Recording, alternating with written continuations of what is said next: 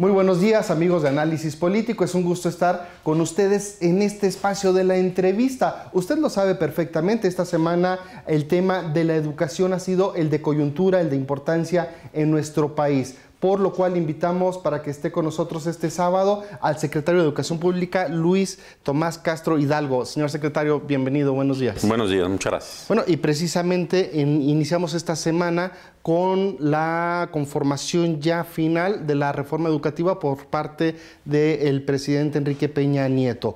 ¿Cuáles son los mensajes en esta reforma educativa y realmente alcanzará para transformar la educación en nuestro país?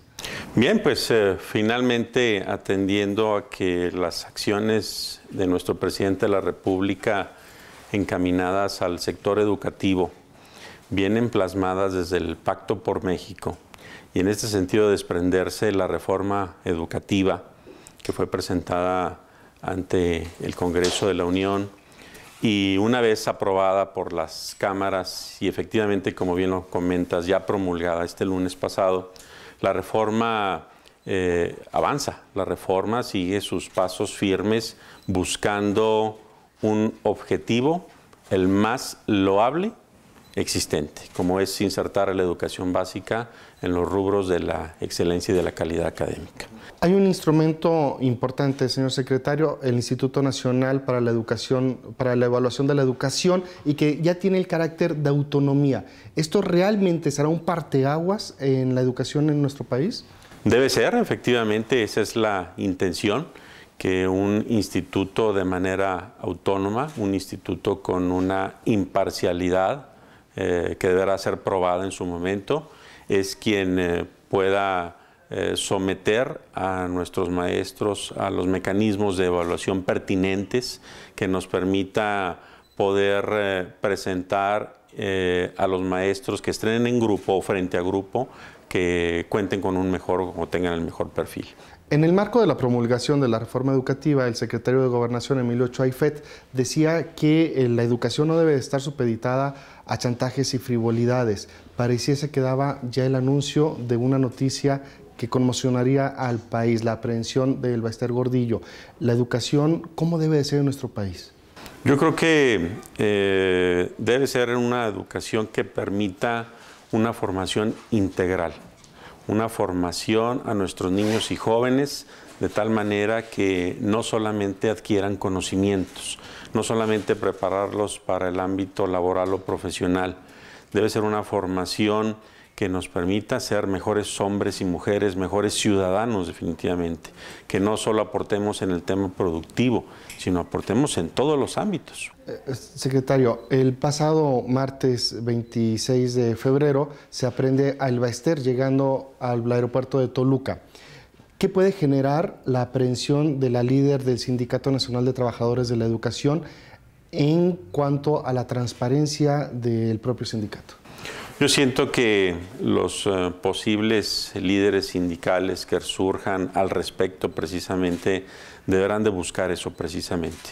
El tema de los manejos financieros del sindicato es algo muy cuestionado y en este sentido corresponde a los nuevos líderes pues transparentar precisamente las cuentas, el manejo, el uso de los recursos. Creo yo que los tiempos modernos, las políticas actuales nos han obligado a los que hemos incursionado en la función pública a pegarnos a las normatividades correspondientes. Y en este sentido el sindicato no puede ser la excepción. Hablamos de un universo de más de 30,000 trabajadores en Durango afiliados al Sindicato Nacional de Trabajadores de la Educación. ¿Cuál podrá llegar a ser el panorama en lo sucesivo si el sindicato está viviendo este probable cambio en su interior?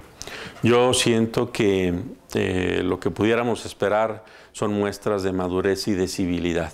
Finalmente son cuestiones muy propias del sindicato, respetuosos de esas cuestiones internas que pudieran venirse en lo futuro, pero lo que espera la sociedad en general y la propia Secretaría yo creo que sería un ambiente de continuidad en el trabajo.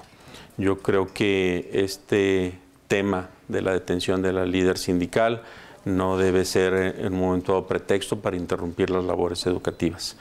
El maestro de vocación finalmente asiste al aula y labora normalmente. ¿Cuáles son los retos, señor secretario de la Educación, aquí en Durango? Los retos es poder aterrizar debidamente la reforma educativa. Primeramente, informar lo que es el objetivo de la reforma, informar debidamente los alcances de la reforma, informar que en ningún momento se trastocan los principios elementales de los artículos constitucionales que nos hablan de la educación. La educación es gratuita, la educación no implica pago de cuotas de manera obligatoria, la educación es laica, la educación no tiende a su privatización de ninguna manera. Poder informar que se busca que nuestros niños se inserten en programas muy completos como son las escuelas que pudieran brindar no solo el servicio educativo, sino que al permanecer los niños en las aulas de tiempo completo nos permitan la debida alimentación y nos permitan fomentar otro tipo de actividades como son las culturales y las artísticas. Señor secretario, le agradezco el tiempo para Análisis Político. Con mucho gusto, muchas gracias. Muy amable. Amigos de Análisis Político, continuamos después de la siguiente pausa.